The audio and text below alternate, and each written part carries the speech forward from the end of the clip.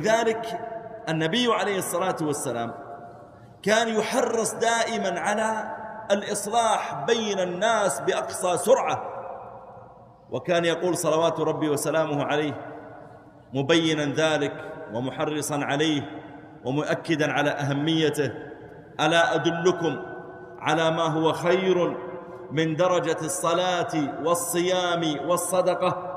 قالوا بلى يا رسول الله.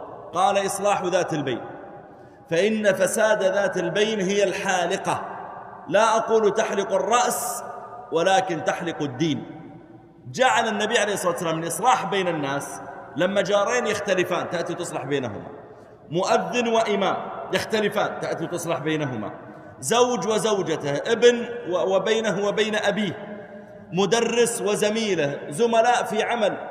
يقول الله تعالى: وقل لعبادي يقول التي هي أحسن إن الشيطان ينزغ بينهم. وكم من إنسان تقاطع مع آخر بسبب كلمة خرجت منه، ولا كانوا يحتاجون لحل المشكلة إلا إلى شخص فاضل مثلكم يأتي ويجمع هذا ويجمع هذا ويقضي على مشكلة ربما صار لها 4 سنوات و5 سنوات و6 سنوات، وربما بنيت هذه المشكلة على ظنون وعلى أكاذيب. نقل إليه أن فلانا قال وهو ما قال، ظن أن فلانا ما دعاه إلى وليمته بسبب كذا وكذا وهو والله ما درى عنه، ناسيه.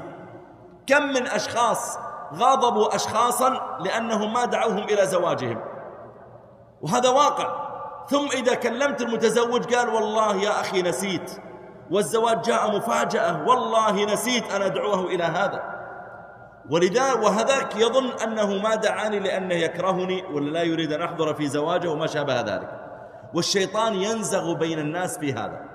إذا كان الشيطان يا جماعة ينغزو ويوسوس في صحابة، فما بالك بغيرهم؟